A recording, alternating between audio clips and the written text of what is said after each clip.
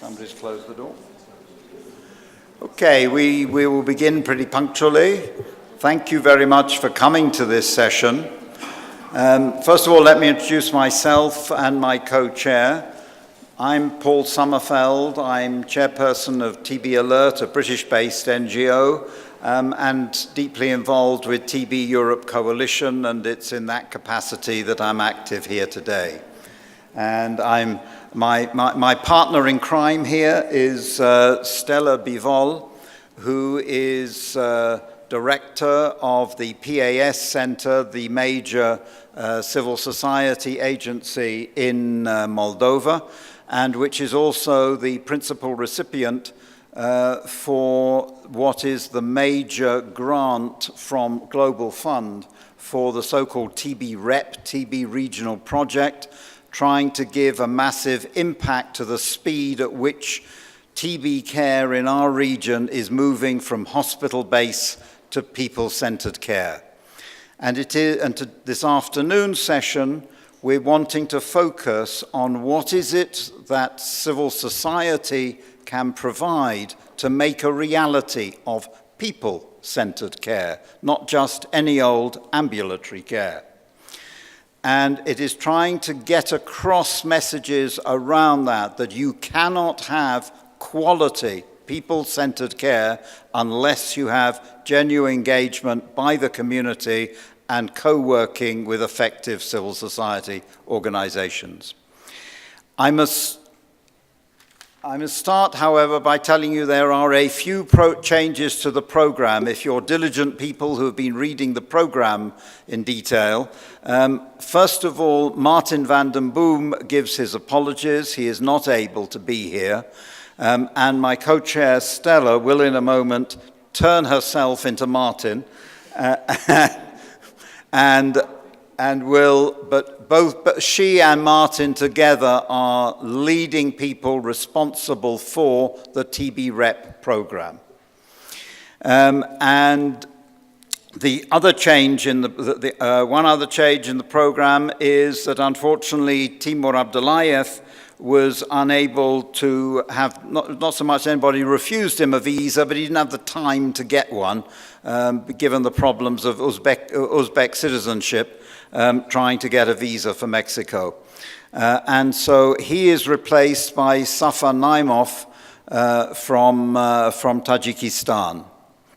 And we also are very happy that we have a member of parliament from Ukraine, Mr. Kirill, who will be saying a few words after the second speaker,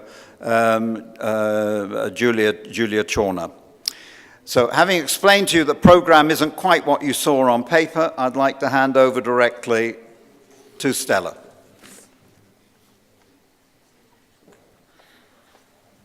Thank you very much, Paul. It is a pleasure to be co-chairing with Paul Sommerfeld. We've done a few times this already in the past year and a half since we have been working on this project together.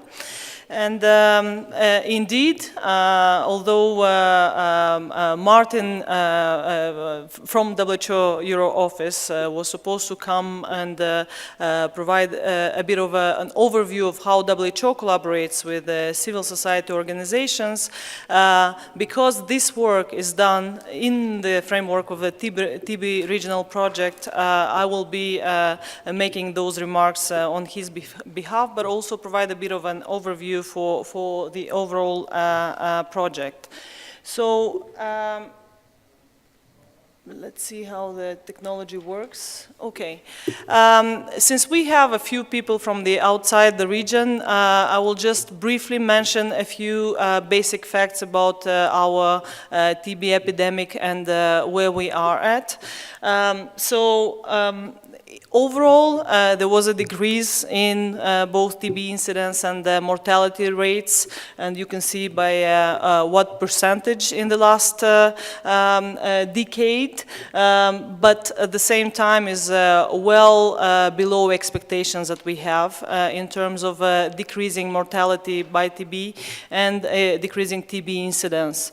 At the same time, there is an worrisome yet expected development, an increase in both incidence and mortality for TB HIV, and this is mainly linked to the fact that to the HIV epidemic evolution and the fact that many of our people living with HIV come into treatment very late, and they get into care when they already have a co-infection with TB, and that's why the treatment outcomes are well below what we would like to have in the European region. So at the same time, we are a region where the MDR rates are higher than anywhere in the world. You could see the general European average is 16% in new cases of TB are MDR TB cases, and 48% in the retreatment cases, which is 4 times higher than what is the average for the globe according to the global TB survey data. And some countries, as you can see from the Eastern Europe and Central Asia, have very high MDR-TB rates in the retreatment cases, up to 70s, in the 70s, and in the new cases of 37, 32. So this is something that is very specific to our region, and we have been working towards changing the way the epidemic is evolving, but apparently not very well addressed some of the underlying causes for this trend. So one of the key determinants for this trend that we see is the fact that in the European region there's still a hospital-centric model with long hospital stays and a long average length of stay and hospital admission rates. As you can see in the, this is data based on 6 of the countries in Eastern Europe and Central Asia. For first line, for people with sensitive TB, first line, the hospital admission rates get to 95% in some of the countries, and the average length of stay is, well, it's above 60 days for sensitive TB cases. We do see some improvement in between 2015 and 16, and that's a positive development. Same goes for a hospitalization rate and average length of stay for a multi-drug resistant TB. As you can see, some of the countries hospitalize all cases, and those who aren't, like Azerbaijan, compensates then with a long hospital stay, simply because there's an underlying factor, the financial incentives. So in a hospital-centric model of care, which receives almost 90 and over % of the funds. The funds go to maintaining the hospital for TB, and that's one of the factors that is one of the key barriers in promoting and actually implementing the people-centered model of care. So. The underlying factors rely a lot to the health system's challenges, and these are related to basically all the building blocks related to governance, the service delivery overcapacity and underdeveloped outpatient and primary health care for TB, health financing, basically payment mechanisms that incentivize long hospital stays and do not have sufficient incentives to promote this transition to more people-centered models of care and outpatient models of care. And finally, the human resources are still, the planning is still based on all the clinical approaches, and there are still some limitations to primary healthcare workers' skills and capacity to take over the shift and shift the responsibilities, and with a heavy reliance on the centralized model. So with that in mind, all the member states in the European region have developed this action plan for Europe, which has quite some ambitious tasks to get to, in 2020, to 75% treatment success rate for MDR. 25% reduction in TB incidence rate, and you saw it's only like 8% from year to year, and 35% reduction in deaths. So this would be all the countries decided that this would be done by using basically these 6 strategies, and 4 of them are those that we are addressing in the TBREP project, which are expanding people-centered model of care and intersectoral approach to address inequities. So just a few brief words about the TBREP project. This is a 3-year project, one of the few projects, multi-country projects, that want to address the TB through a health system lens. And it covers 11 countries in Eastern Europe and Central Asia. And it's a multi-partner project that includes WHO Euro as one of our key technical partners. We have advocacy partners and they are in this room: TB Europe Coalition and Alliance for Public Health and Stop TB Partnership. We have technical partners who were involved in some of the technical activities, which were London School of Economics, European Respiratory Society, and London School of Hygiene and Tropical Medicine. And basically in each of the country, the implementation goes through a national focal point and national working groups, and one of the grantees from civil society organizations. And you see here the names, and Julia will further provide some more details.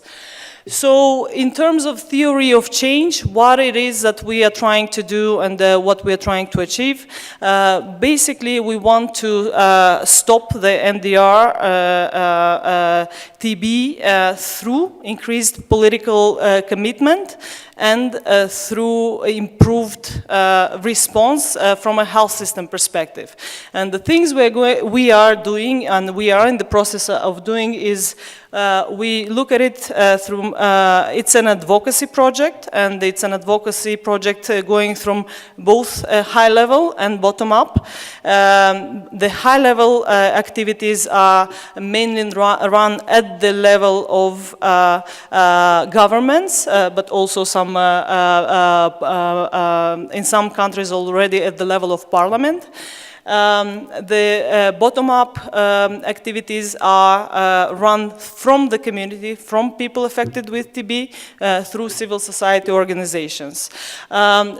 Also, one of the technical direction was to develop the blueprint model of care, people-centered model of care, which was an effort of multiple partners, and some capacity building for country teams, people working in the national working groups, and those involved in health financing, human resources, NTPs and ministries, and regional learnings and exchange events. So at the end of the day, after 3 years, what we would like to see and we already start seeing these results, is that countries adopt key policies to adapt to the country context the patient-centered service delivery, new health financing mechanisms, and new ways to approach human resource planning, agreed regional hospitalization criteria, and also increasing TB share out of the health sector budget and total health expenditure of health, as we know, in a context of transition away from the Global Fund grants. This is something that we are looking forward to see. And the quantitative outcomes are highly ambitious, is to basically halve the numbers of hospital admissions for both drug-sensitive TB and MDR-TB, and decrease the average length of stay. Just to give a brief update for a few of the activities, basically the setup is very simple. One objective is advocacy-based and capacity building, the other one is technical. So on the capacity-based, it's the high-level policy dialogue, the high-level advocacy missions to the countries, and we have the honor to also have here Professor Kazachkin, who was one of our TB champions going around the countries and promoting the agenda for TB rep, but also other TB champions. The bottom-up efforts and the exchange of advocacy practices that Julia is going to cover in more detail, and a few regional events and the Barcelona TB HSS course that was designed specifically in the framework of this project. For the technical assistance, as I said, the people-centered model of TB care is already available in Russian and English. You have the link in the presentation, and it's going to be available. Basically, the idea is that this is a guiding principles how what people-centered model of care means for the countries in Eastern Europe and Central Asia. It covers the design of a patient's care pathway. It has a section on aligning financial incentives on the health workforce, and a few tools like hospitalization criteria and bed forecasting tools, and human resource forecasting tool in the piloting stage at this point. Finally, in the second part is the implementation phase, where we organize technical missions to the countries to provide the technical consultations on these various areas, and inter-country exchange for boosting up the learnings from one country to the other. From a WHO perspective, this is the main advocacy effort at the high level. Basically, the regional and national level advocacy, the high-level national focal points, and the moderation of ministerial level, and continuing the policy dialogue on implementing the solutions, and the national high-level working groups. On the community systems and CSO engagements, one of the added value of this project was that WHO regional office has been constantly engaged in interactions with civil society organization through a few of the mechanisms, and not only at the regional level but also at the country level, where we see the added value of WHO being a door opener to the national level for people affected by TB, for community groups. So, okay. I will probably not go into much depth for this slide, as Julia is going to cover. Basically, I will just give a few points. What are the areas where we engage with civil society and the civil society organizations work in the region, in Eastern Europe and Central Asia? We have grants in each of the countries. They cover, as a first step in the first year, they spent a lot of time of documenting and finding, conducting situation analysis, identifying barriers, and getting prepared for the next steps. They have developed national advocacy strategies. They have looked around the countries and started doing coalition building and provided support to patient groups. They have engaged with national focal points and conducted advocacy events.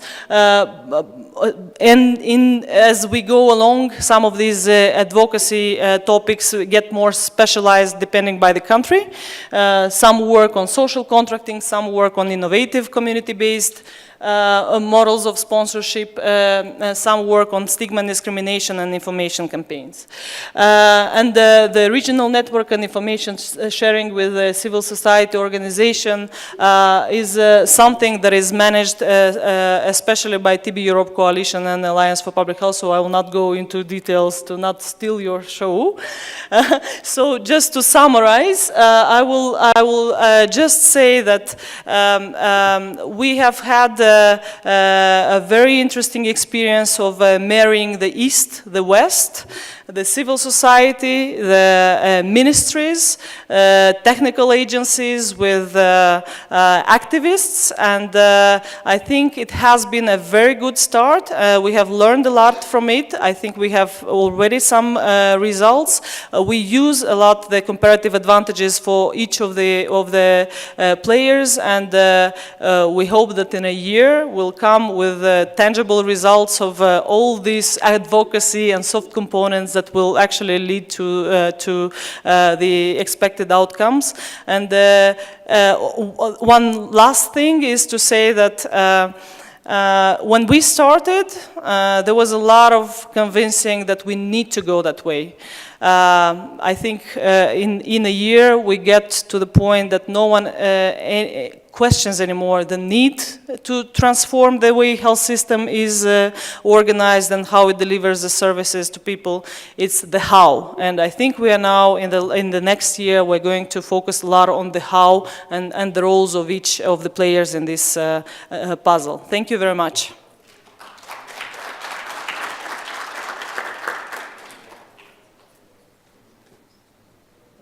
Thank you very much, Stella. That's a fine introduction to what is a massive project involving many people across our region. Before we move to the next speaker, are there any particular questions to... Oh, yeah, I'm switched it on. Oh dear. Did anybody hear a word I said? Sorry about that. Are there any questions to Stella before we move to the next speaker? There will be time for discussion at the end. Okay, let us move straight on then. And I would ask Yulia Chorna to join us.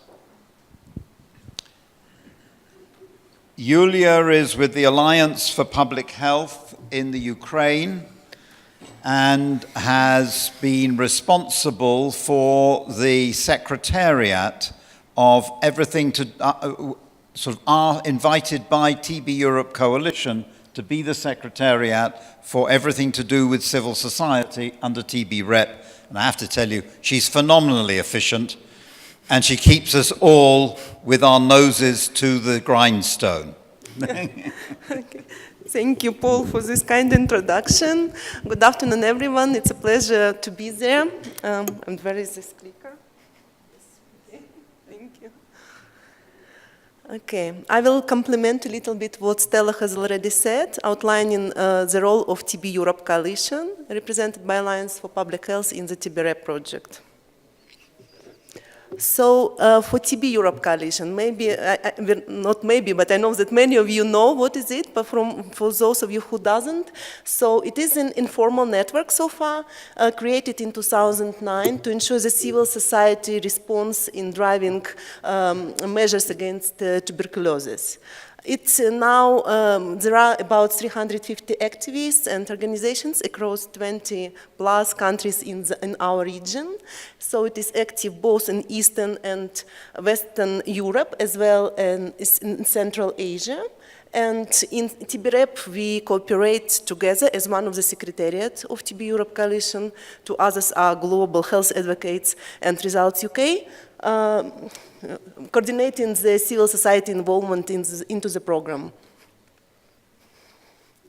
So what we really do, what is our workload, and why we are doing it. Basically, our efforts are to ensure that there is a complementing efforts both between high-level advocacy and bottom-up and grassroots activism. And we want to ensure that the voices of the patients, or the voices of the people affected by tuberculosis are heard when the decision makers are making the important decisions on how effective TB care should look like in our region. For that, we have regional meetings with civil society partners. Now there are 11 countries involved. All of them are post-Soviet countries, for exception of Russia and Baltic states. We have monitoring and support missions in TB-REP countries where we meet with civil societies at the spot, but we also meet with other partners, including national TB program ministries, WHO country offices, to ensure cooperation and collaboration between all the partners engaged. And of course, there are work to ensure coordination with all different silos under TB-REP, including PASS Center, who is the primary recipient, WHO European Office Top TB Partnership.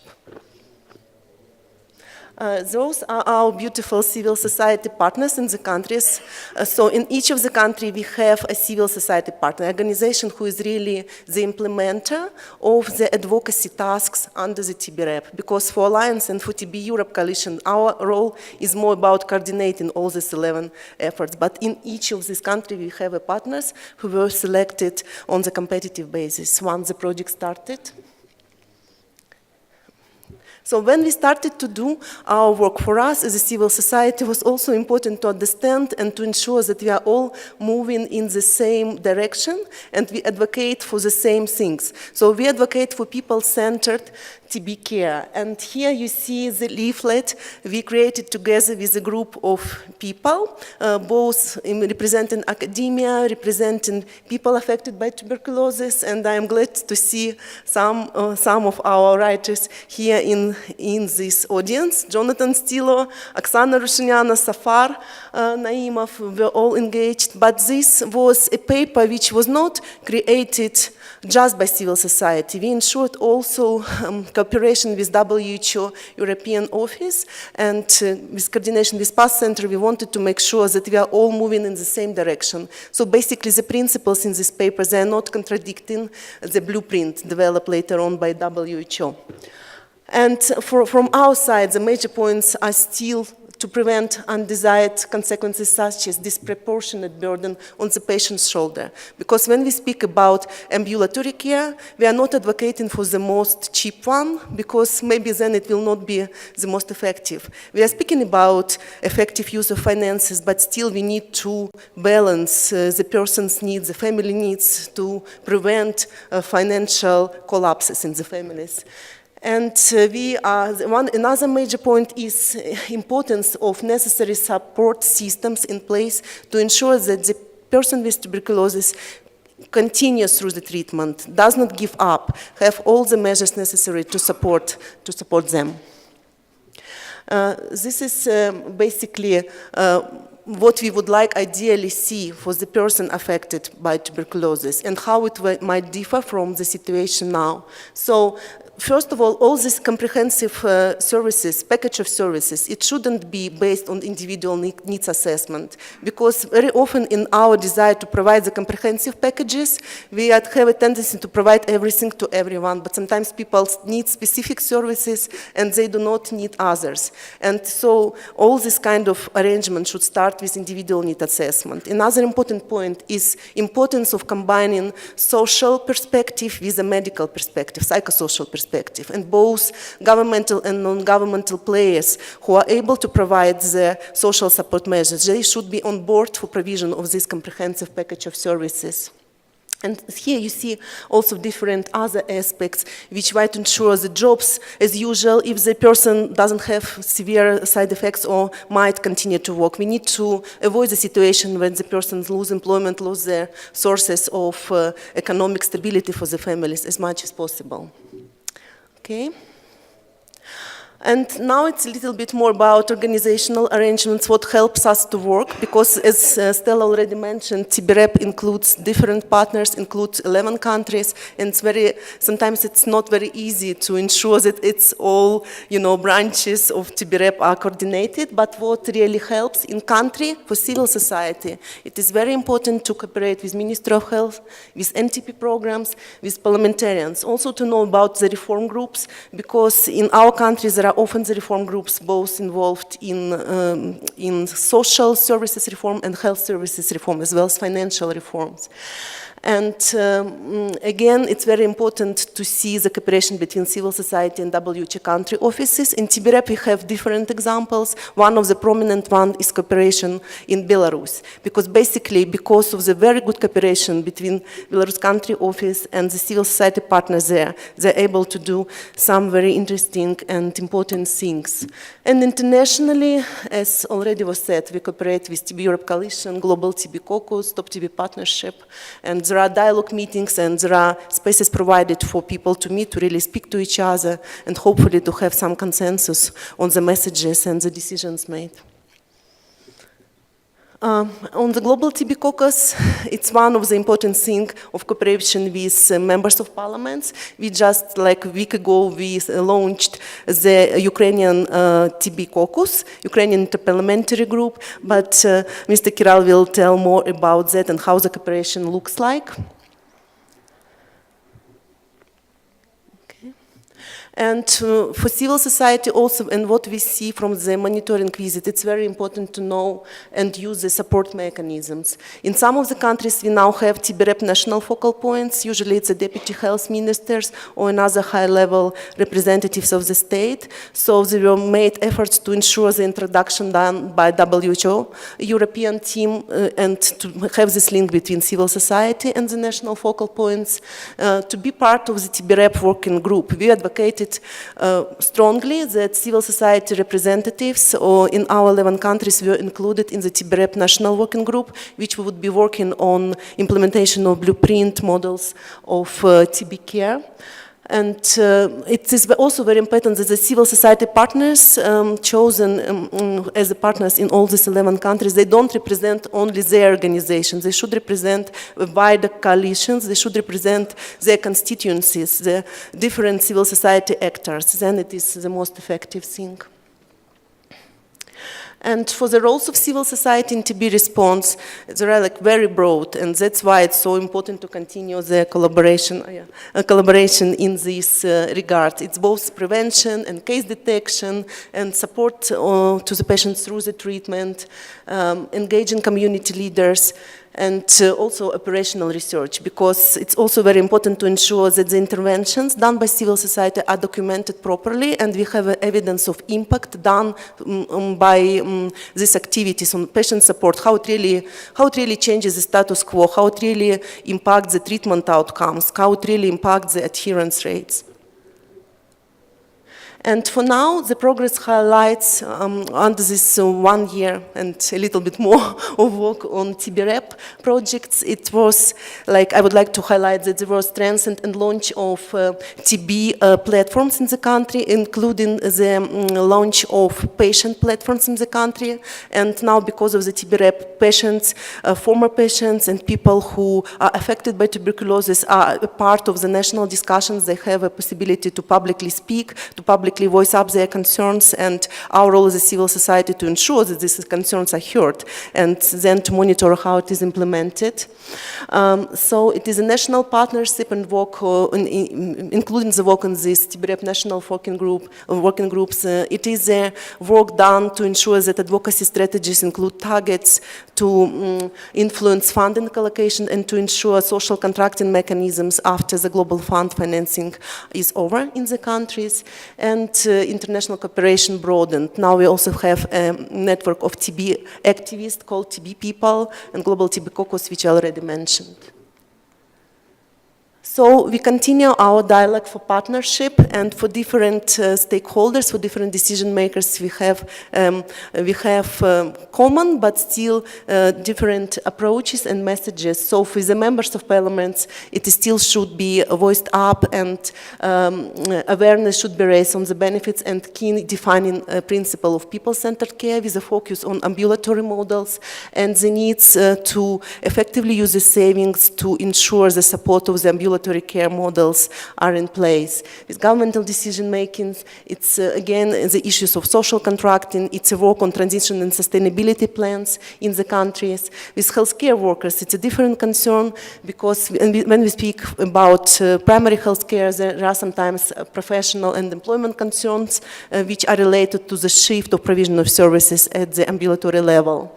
With civil society organizations, we need to build more capacity within the civil society organizations. We need to bring more organizations in our platform, if even from the beginning they are not solely like TB oriented, but HIV organizations, other organizations serving different needs, they might have TB services on their portfolio, and they should be a part of the platform. And of course, with patients and with former patients, with people affected by tuberculosis, to ensure that their experience, concerns, their needs are voiced and they are heard by those who make decisions.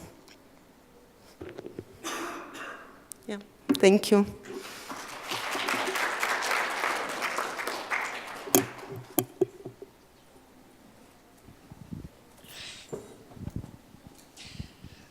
Thank you very much, Julia. And I should say Julia, in a way, is describing and speaking for a whole network of us. Some of us are in the room, but there are lots of people now across the region engaged in civil society action in support of the TB rep process.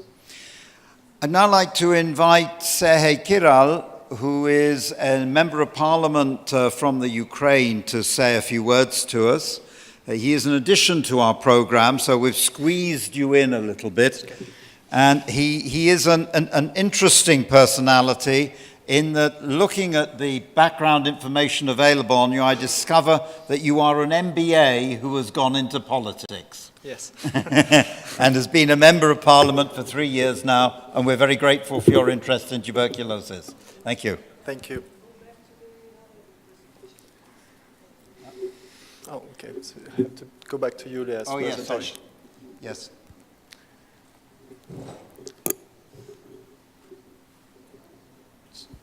Okay. Yeah. No.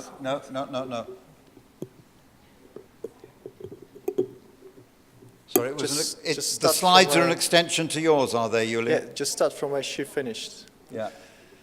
Anyway, so while we are looking for the presentation, I'm very happy to be here with you and contribute to this very important high-level debate about lung diseases and tuberculosis. I think that I want to start from saying that that you need to engage parliamentarians. I know there's again a discussion about that, but you have to engage them. Even though you mainly work on the executive level, like WHO, they have ministries who are their counterparts, or within the national context, the civil society institutions, they usually tend to work with ministries, institutes. But don't forget, the ministries then come to the committees in the parliament, the healthcare, to get the approval for their reform packages. They also prepare budgets for the next year where they put specifically what they're asking money for. And if MPs do not have a proper understanding and they do not have knowledge, at least on the general field, and they do not have someone to contact and interact at their own level, MPs are always busy, like a caucus, like a network that they can approach and discuss these other issues. We have precedents when very good reforms were just turned out because of ignorance. So the sooner you engage, the better. I can give you many examples where MPs were detrimental, critical in promoting the reforms. In Ukraine in particular, this is anti-corruption reform. Without heavy MPs' involvement, it would never happen.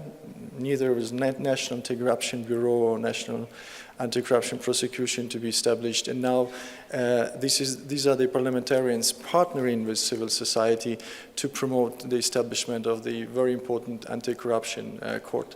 The same refers to the energy sector reforms and many, many other reforms. So with my presentation, because I'm, as was said today, that I'm not a doctor and I've never had, luckily, no one in my family suffering from TB, a TB case.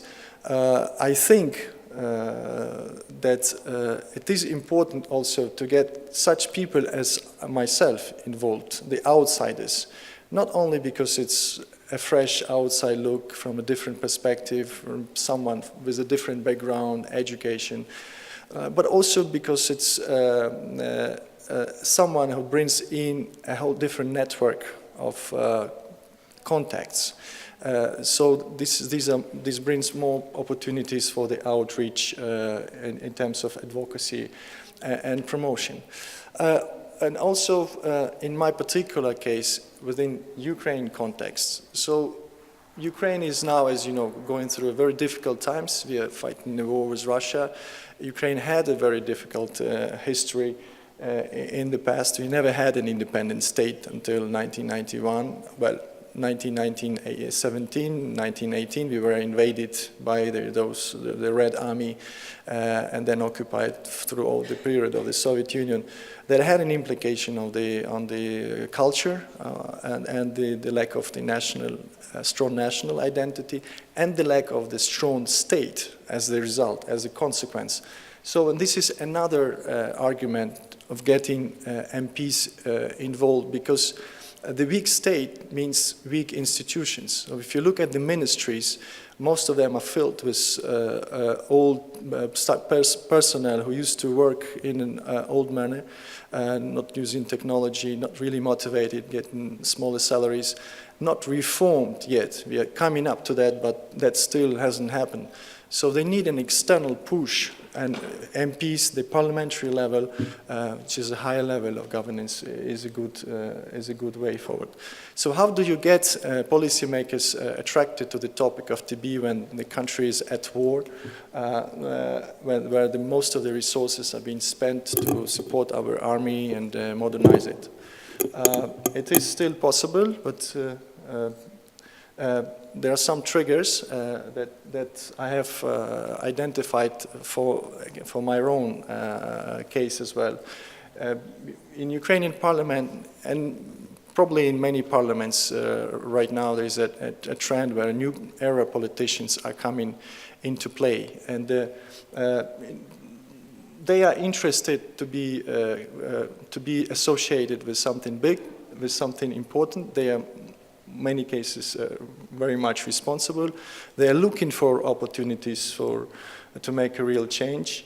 It is very important for them if the civil society is active in this other topic, because that's the resource, that's the backup office basically, whereas the resources for their own work are very scarce, and the lack of access to the proper expertise. They also get involved wherever there are no real strong vested interests, because they're less experienced and they don't have a real understanding and proper backing from the older colleagues for these other critical reforms. And of course, where you have some anchor activity, a project like the alliance here with the project with TB-Rep and WHO, a study done, a report, something that you can build on. So after getting triggered and hooked, basically, which happened not so far away, being only in that TB family, fighting TB family for several months, we have had already made some, I think, significant achievements for such a short period of time. As a member of Council of Europe Parliamentary Assembly, I was assigned to write a report on AMR, and after committee hearings in Paris a month ago, we are now going to change the title to focus specifically on on TB. The report should be submitted, a draft report, end of December, and next year, by mid of next year, we plan to adopt a resolution of the Council of Europe, which will be valid for all 47 member states, where together with you we can address issues which are important to further the new policies and new approaches in fighting TB. As Julia said, in Ukrainian Parliament we have created a parliamentary platform to fight TB. We have already 10 MPs joining, and I have already calls from another 5 to 10 MPs who want to join, and we have a Minister of Healthcare committing to support this caucus and work with us also to prepare to this high-level meeting in New York. We have a plan to have the parliamentary hearings next year, 2018, and by the end of this year, in connection with that, we plan to have a committee hearings on the new 3-year program for TB in Ukraine. And we have started to engage more in social media to promote that. And here are some of the examples. And we created a page on Facebook, which is, I think, a good mediator between the patients, the civil society, other stakeholders, and the policymakers like myself and my colleagues within that caucus. So it's already there. So one of the success factors to get policymakers attracted, I think, is first of all is the necessary availability of data and the evidence. Data, as Alec Ross is my favorite writer who wrote the book about the future of future industries, was a former senior advisor to Obama administration on technology, is a new raw material in the information age, so you shouldn't really underestimate it. The role of civil society, there is a lot of about that, but if you look more precisely into Ukraine case, civil society is 80% success factor for most of the reforms, for 100% of the reforms, which we have achieved because of strong resistance from the old patrimonial clientelistic system of governance we have. It's a good source of expertise and guidance. It's trustworthy. In most cases, it's independent, so you have to look at the sources of funding. It's good in horizontal communications, and it's resourceful. So money is not definitely a priority factor for getting the policymakers. Some policymakers ask, do you have a budget for that? If you don't, I'm not going to get involved. There are a number of other factors, particularly for the new generation of political leaders, particularly in Eastern and Central Europe and Central Asia, that look into these other more important factors for them.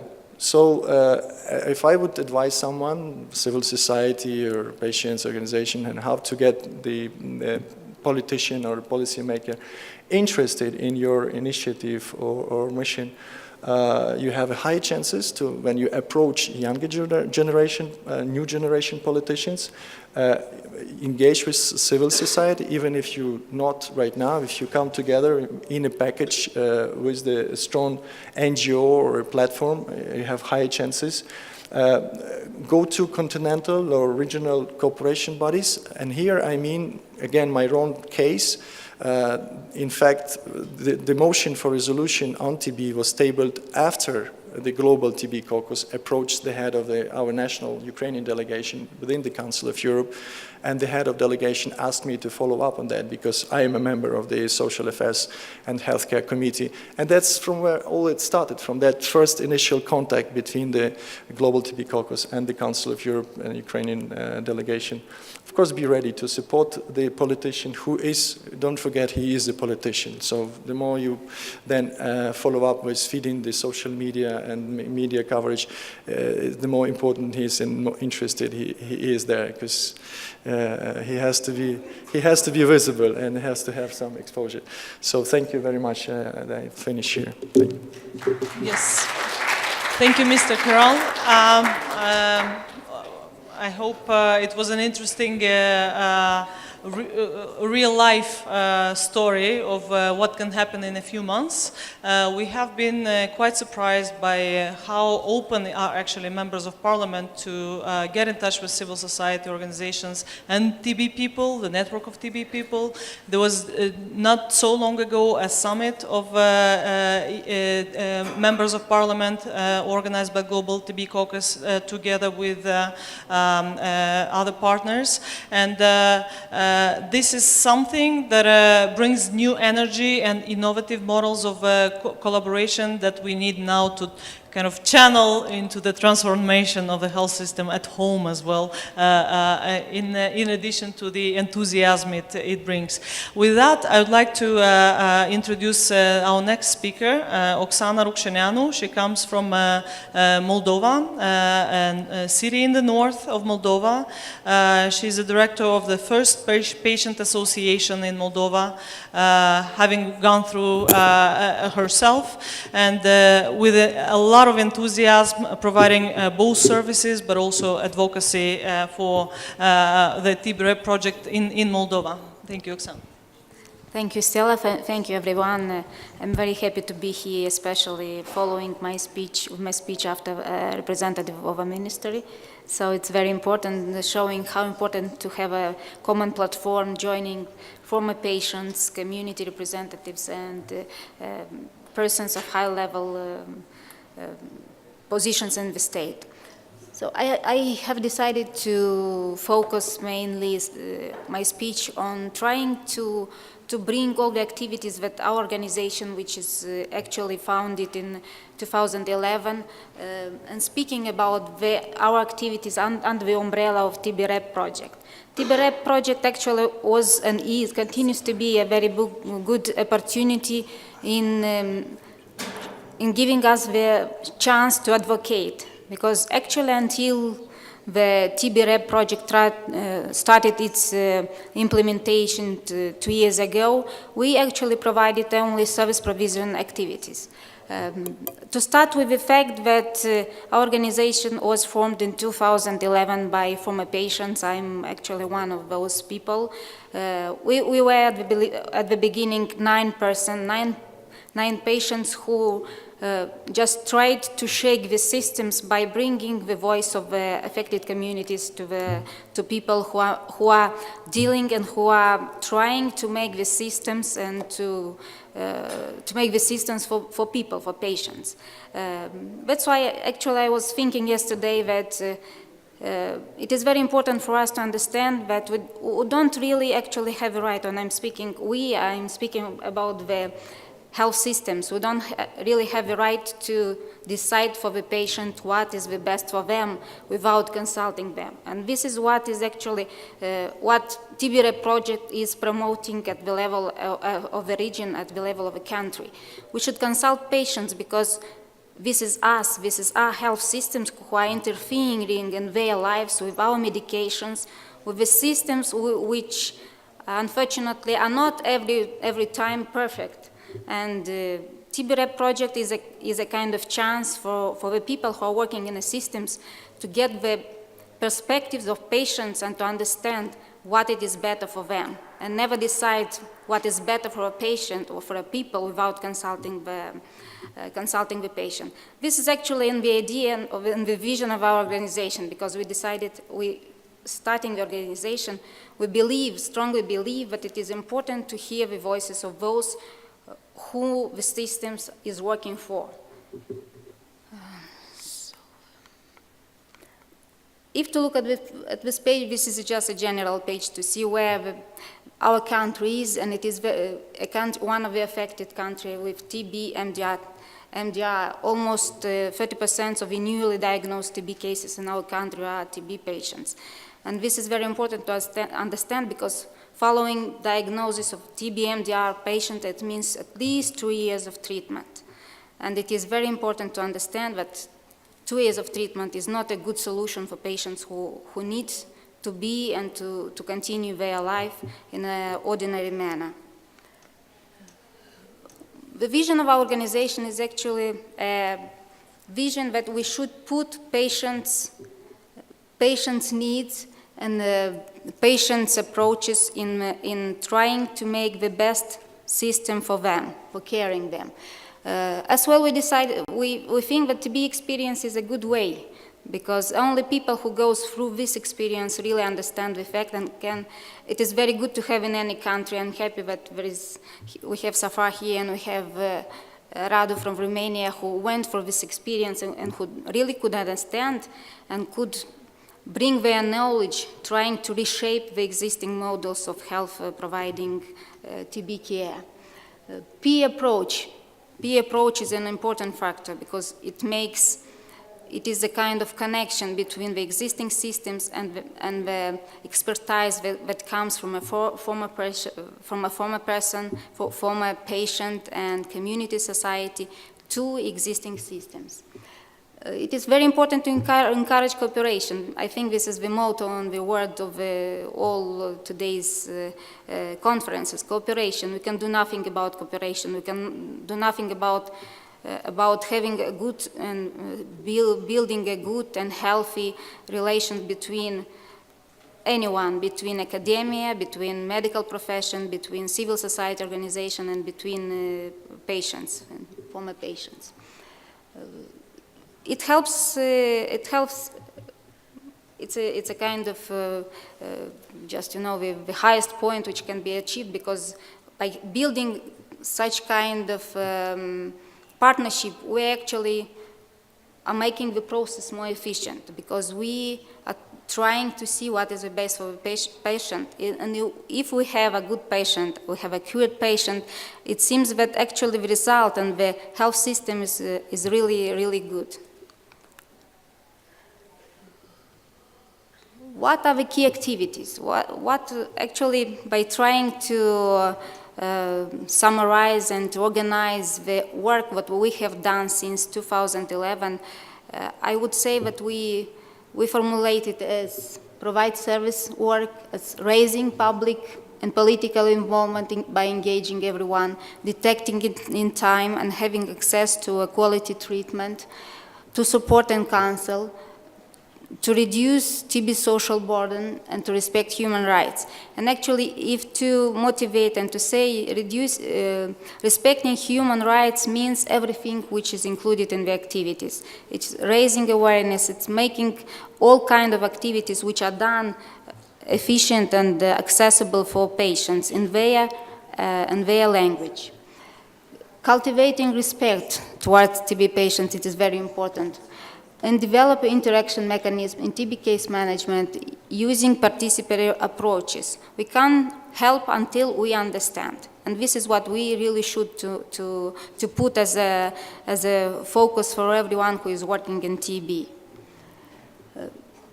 Since 2011, we have a flower here, and I tried to put in every petal just the number, if we are speaking about numbers. What we managed to do, we worked in 3 regions of the country, and we managed to cover with supporting activities more than 3,000 patients. We encouraged and discussed with their families. We try to raise the awareness and advocate for patients' needs with the local public authorities within the country. And we even thought that it will be very good to have educational lessons about TB beyond children and students, because if we want to change the society, we should start with kids, we should start with students, because they are our future. If we want just not to see at the activities, this is something I want to explain. The first picture is actually an activity which we have done during 2 years in the hospitals of the country, speaking and supporting the patients, explaining that the hospital period of TB is not the whole treatment. We were preparing them to know whom they are going to approach after being discharged in the hospitals. The second picture is actually a kind of individual approach to each person. It's an individual peer support activity, speaking to each each patient when they are during their treatment adherence. The other one is a little bit of another activity. It's a group, because we almost for 6 years we are doing this work, and we tried a lot of formulas for the best activity. We tried round tables, we tried individual visits, we tried group support meetings with families and patients to find what is the best solution. And it happens that actually everyone in every region is different. You never can an ideal formula for everyone. You just have to adapt what is the best for patient. And if the patient decides that he wants that, and he says that he will be willing to do this in this manner, we should adjust, because we are interfering in his life. These are activities of increasing awareness beyond public health authorities and primary health care. One more about increasing civil society. As you know, there is a transition plan as the Global Fund is moving from the region, and as a part of TB-REP project, we initiated the advocacy for increasing and advocating for political commitment to change and to make possible social contracting for organizations which are developing service provision activities. At this moment, we have already finalized a map of activities which can be done by the organizations. And what is very important, that in this process I involved the representative of 11 organizations which are making TB activities in the country, and as well this activity is done together with the representative of the national TB program, because it is important to have their opinion. We hope that by the end of the year we will have a result to our work, and we are really hoping that the withdrawal of the Global Fund will not influence the activities of the civil society community. We are really hoping that we will try to build a sustainable mechanism to ensure that we continue our activities for the benefit of the patient. Thank you.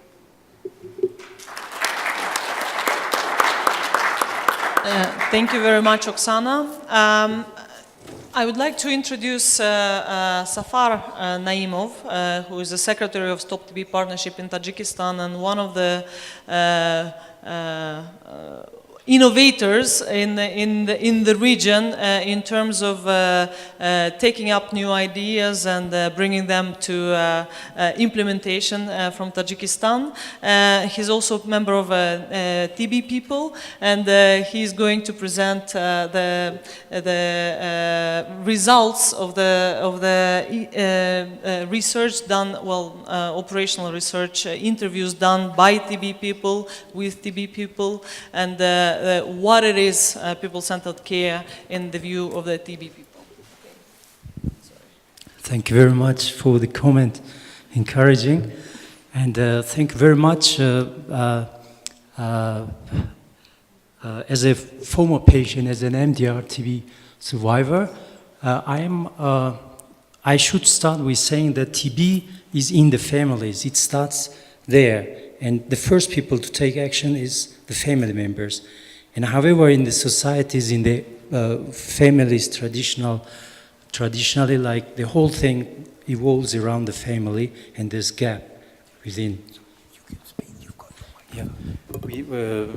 And gap within the families, communities, to the systems. So the TB-REP is exactly a good marriage, as was mentioned, where we have this unique opportunity to be face-to-face with people of all levels, like honoraries sitting in these rooms and hearing the first-hand advices from them, like which helps us a lot while we work from the grassroots in the countries. If we were alone, like working, probably with whole lots of problems that we have to fight for in the country, starting in our small villages, probably it wouldn't have been possible. It would have left us to leave the country and live elsewhere where we would have that. But now with this system, this channel, this opportunity for us to interact and to tell them what is our problem as someone have TB and what it takes and what should be changed. And here in the fight, we feel ourselves indeed in recent years as being in the center of the fight against TB. And here it takes us courage, and we have that courage, and we will do this using whatever ways, whatever new ways of doing which works in that particular areas where we live. But when, as individual, we have still need of being lot of us, and that's where we are as TB people. Until recently as TB people, which covered Russian-speaking countries. And this month we have grown into Euro-Asian network of people with experience of TB. And we are a part of this. Very good support we feel from TB Europe Coalition and from GCTA, which is really good opportunities which have nurtured us and brought us to this level. And thank you, PASS Center, for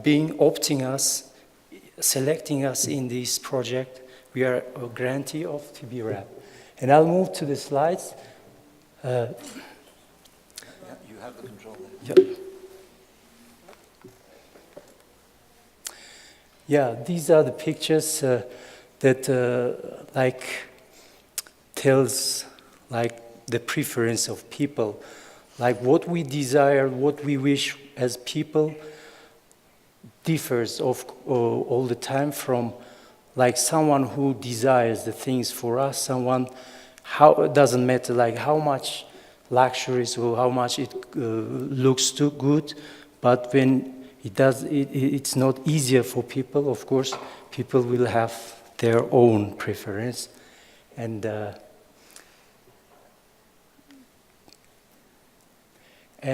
definition, what people-centered TB care, it means providing care that is respectful of and responsive to individual patient preferences, needs and values, and ensuring that patient values guide all clinical decisions.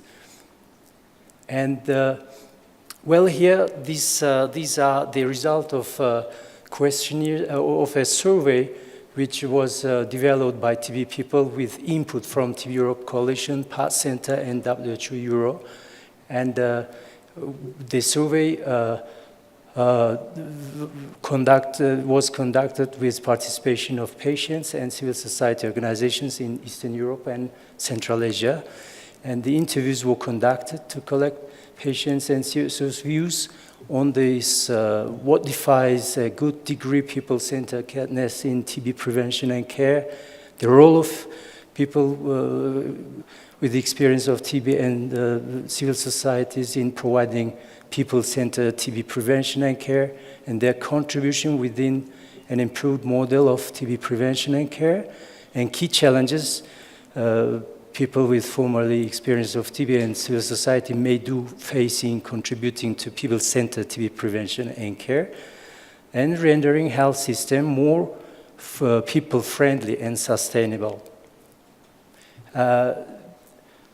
The participants in the surveys were from Armenia, Belarus, Georgia, Kazakhstan, Kyrgyzstan, Moldova, Russia, Ukraine, and Uzbekistan, involving 8 women and 4 men in the age groups between 20 to 30 years old, and second 31 to 45, and 46 and older, under the groups shown here, and types of TB like DS-TB, MDR-TB, and XDR-TB, and repeated treatment 5. The results, like with regard to diagnosis, what it shows, a few with up to 4 months from first contact with doctor to the diagnosis, wrong initial diagnosis, TB detected accidentally, insufficient counseling, late diagnosis, and reasons, low awareness of TB in general, population, stigma and discrimination, and other factors like migration being widespread in the district, in the region. And some quotes, I had to pull out information out of doctors. I felt, and based on what I know now, doctors were probably not very competent and clearly not interested to give counseling. There are so many patients out there, a real flood. I got information from internet and not from the doctor. With regard to treatment, from patients, majority started treatment in the hospital and only a minority addressed hospitalization positively. Most reported side effects of which they informed the doctor, but a minority received help for side effects. Most received some form of support, counseling, family support, support from other people on the treatment, food parcels, financial incentives, transportation costs. And all respondents mentioned stigma in the society towards TB patients. And one respondent said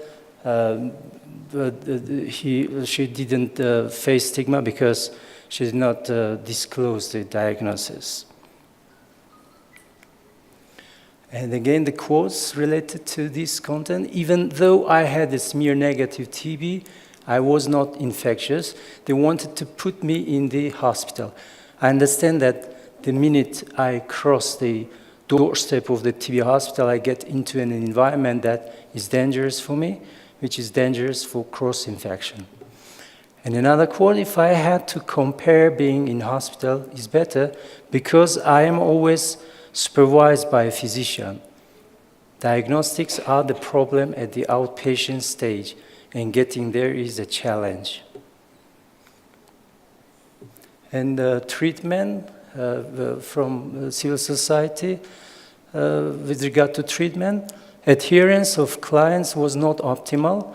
Reasons for this, lack of housing, challenges related to the need to travel frequently to the facility to take treatment, side effects, low awareness of the need to adhere, lifestyle, migration, lack of psychological support, being away from home, and ways to improve adherence, financial incentives, counseling on adherence and psychological counseling, and peer support from other people on treatment, family support,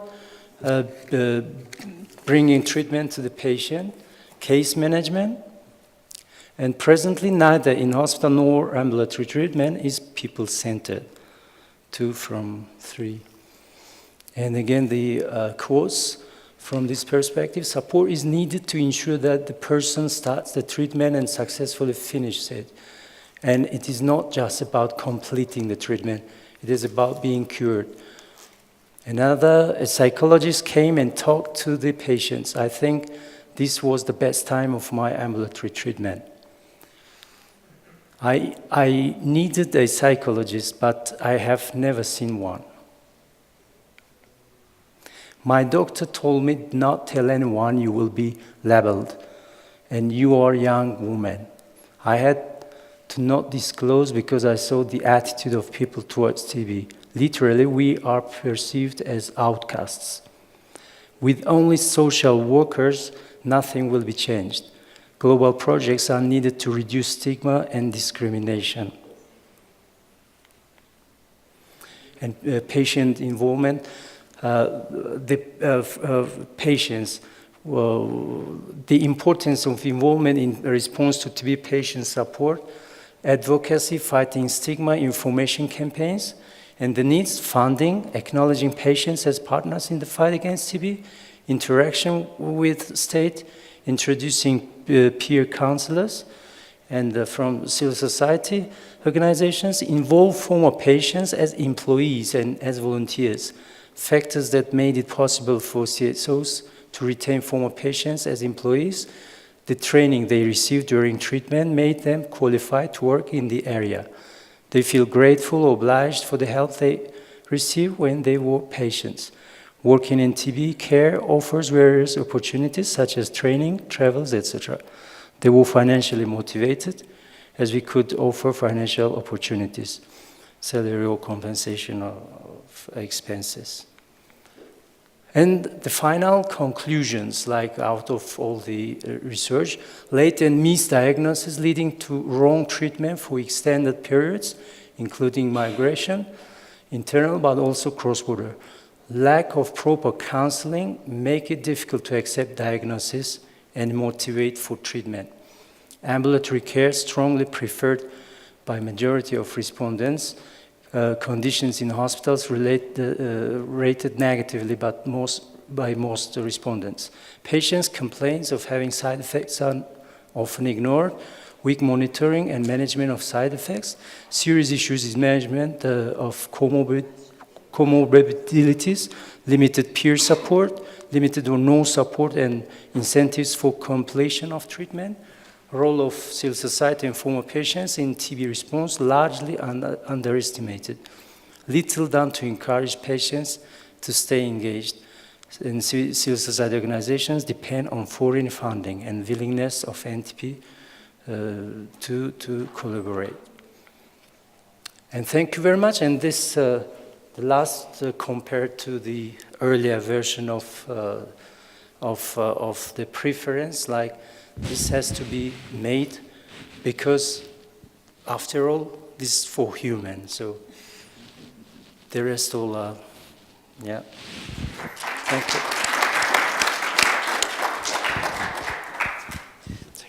Thank you very much, Safa. First of all, thank you very much again for standing in for Timur, who couldn't be with us. But I think that you're more than an adequate replacement.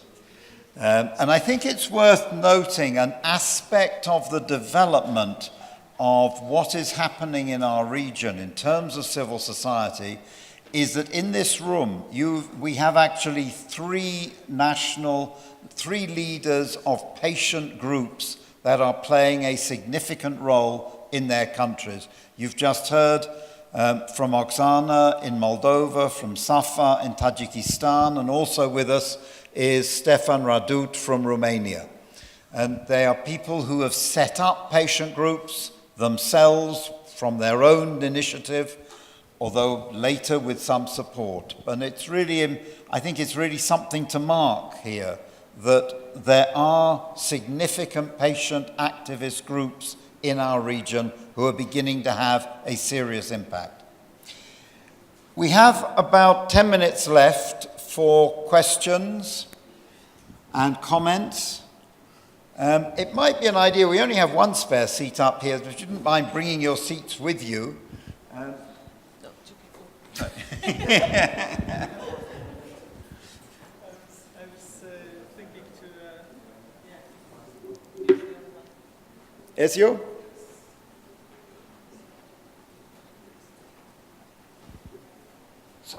Thank you.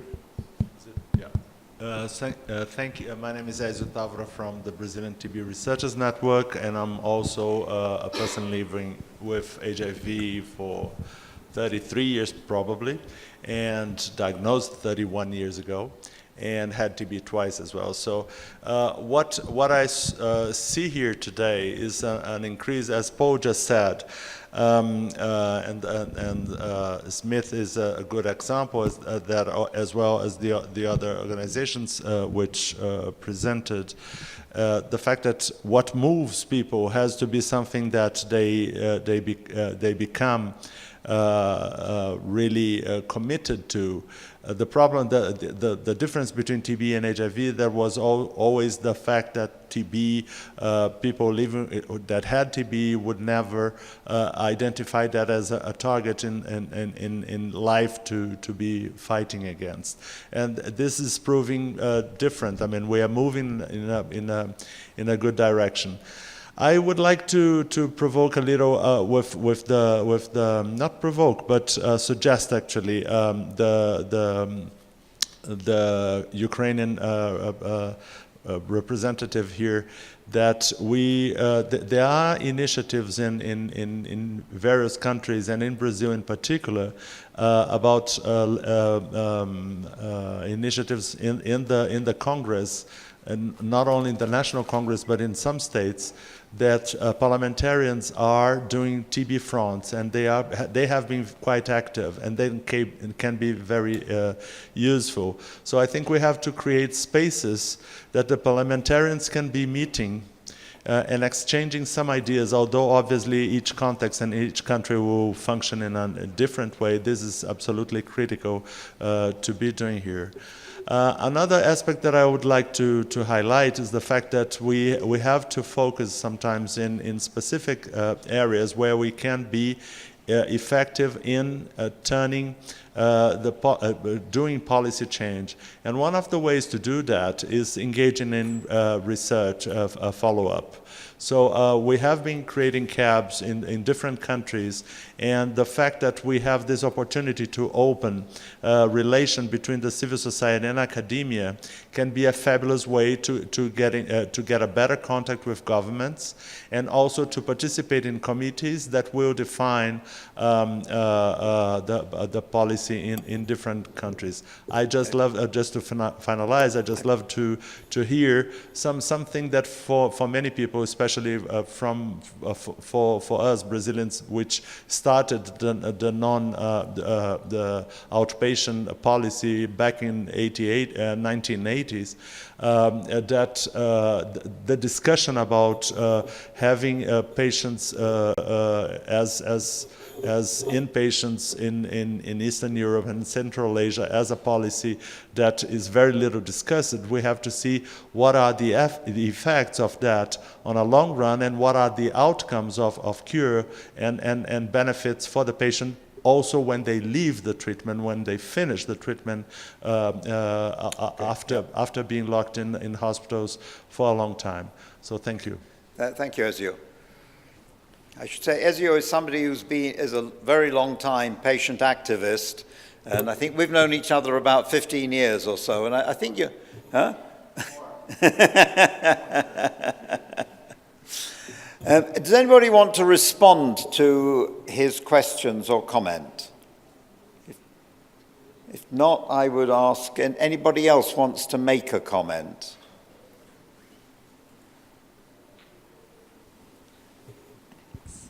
Lily Hyde, journalist. I had a question about the last presentation. How many people took part in that questionnaire, the survey, and how did you find the patients to take part in it?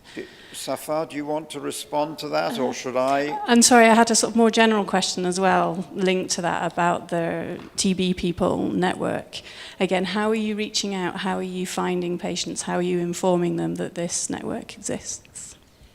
So I will take your first question, since Safar is sitting in for the for the person who was in charge for this actually in-depth interviews. It's not a survey. It's a very limited number of people who have been interviewed, covering the region. But I want to say one thing, is that we have supported in the first year situation analysis and patient surveys in each of the countries with samples. Sample sizes conducted by sociological companies, sometimes by the organizations themselves. The findings are the same all the time, regardless of the sample. So just to put it into perspective, that indeed it is a small sample, but it's highly representative of the issues that they have been identified. And I think the added value is that it has been done by the patients themselves and interviewing other patients. So Safar, maybe you want to cover the question on TB people? How large is the network, and how it has been established, and how you're reaching out to other people?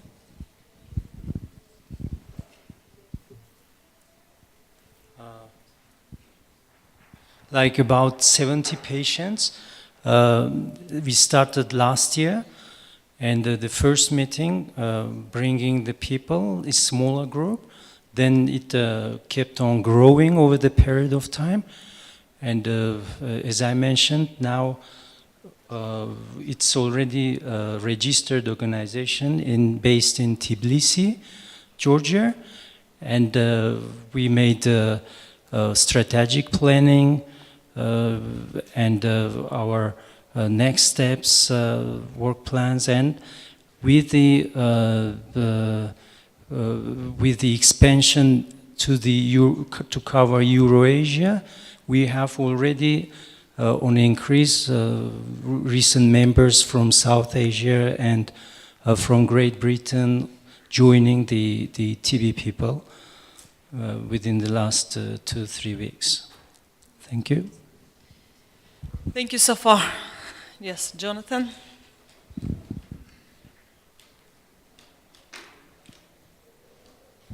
Hi, I'm Jonathan Stillo. I'm a medical anthropologist from Wayne State University and part of TB Europe Coalition.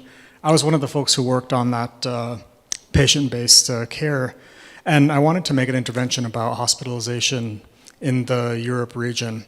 The brochure that we showed up there is based on the best evidence we have from all around the world, looking at peer-reviewed articles and experiences out of South Africa, Cambodia, Ethiopia, really all over the place. Now, one of the problems we have in the Euro region is that in spite of all of that evidence, a lot of national programs are resisting more patient-centered models, more ambulatory models.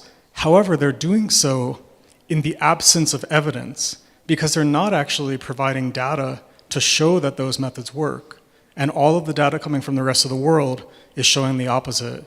So as an activist community, this is something we really, and an academic community, this is something we really need to be addressing and pushing. Thank you. Yes. Michel Kazashkin. Yeah, well, this is not the only area where the country goes for this region goes for ideology rather than evidence. I think remarkable work. I just wanted to congratulate everyone. And my question is, are you considering a side event to the Moscow conference? Thank you very much. There will be people representing some of the TB-REP agenda, but not necessarily us specifically. Apparently, the high-level global ministerial conference in Moscow is exclusive, and it wasn't as easy to get to take part as to represent the work that we are doing.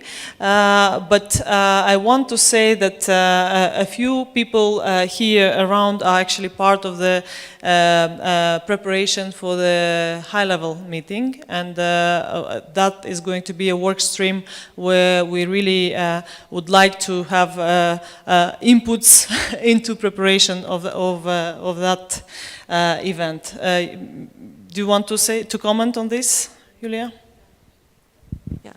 Yes, thank you, Stella. I would like to comment on New York high-level meeting, which we would be working for this year to come. So there was a recently formed advisory panel of representing civil society and TB-affected communities, which is supported by ICSS, International Civil Society Support Group, and Stop TB Partnership, and it included 15 representatives from all over the globe to ensure that there is a coordination in the messages and in the input to political declaration which would countries be preparing in their in the launch of the high-level meeting, UN high-level meeting in New York. So civil society is a part of these processes, and there are several other tracks which would include high-level representations, high-level advocacy, work with parliamentarians, caucus, content-based work tracks, and the civil society is supposed to be a part of all of that,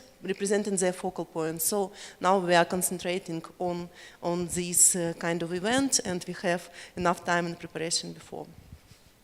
And probably I'll make two more remarks regarding the Moscow conference. In fact, we were part of the consultation process in terms of preparing the declaration of the members of parliament to the conference, and that was one of the agenda items in Tbilisi in this September during the ICA summit, and also as civil society organizations to put in advocacy items into the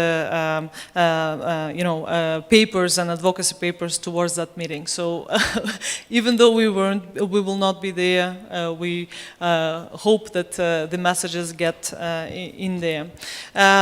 Any other comments before wrapping up? Yes, Rachel. Hi, thanks. So Rachel, excuse me, from Results UK and the TV Europe Coalition. It's just more of a comment based on some of all of this stuff talking about the high-level meeting. So of course, what we need to do as the TB community is to get behind a list of core principles that we think should be included in the declaration and should be talked about at the high-level meeting. And I think there's going to be global targets and global things that we want to be in the declaration, but some discussions have been happening about what do we want to do as regional targets, and do we want to have regional targets within that declaration. And I mean, there's nothing new about what we want. We know that the kind of 5 main things is that we need for TB, whatever region, financing, R&D, scale up, implementation of policies, and accountability. It's no different there. But I think in terms of what we want as a region for the implementation of policies, for example, fits very well into the TB rep what we're working on all together for TB Rep. So maybe there's something that we can do that's not just civil society, and it's not just academia, and it's not just governments, it's everybody coming together from the region and saying this is actually what we want to come out of the high-level meeting.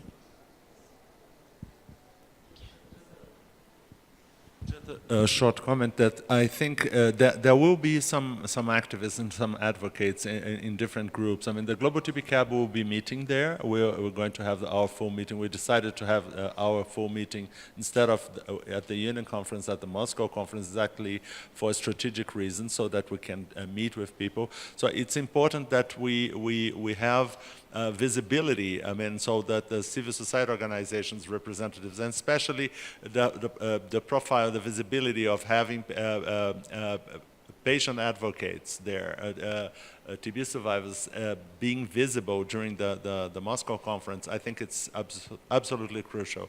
That's the way we do activism. That should be done. That we, although the environment is very formal and very bureaucratic in the way the system at the UN system goes, I think that's the way to make the change. I mean, to create visibility and to create direct advocacy and possibilities to reach new partnerships there. Thank you very much, Ezio. Any other comments? No. So then allow me to just make a few wrap-up points. I think we have provided you with an overview of one of the arms of the what we are doing in the region under the TB Regional Project, and we are very happy to see that at the regional level there's an increase in activism in civil society, critical mass putting pressure, and we already see some of the fruits of that. We see quite a good interaction between the high level and the civil society, which was not as, I mean, for outside HIV, in HIV it wasn't as easy to get to that point. I think in TB, because of the lessons learned from the HIV, we got to that level much faster. to have a dialogue between the civil society and the governments and the ministries and the national working groups.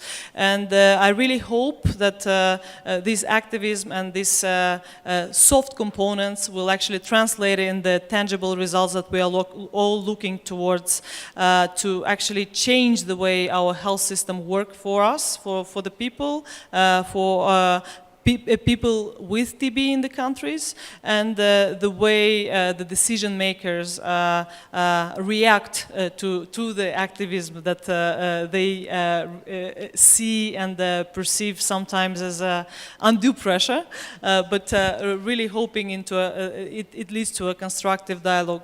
Thank you very much for all speakers, and we look forward to have follow-up in the next year if we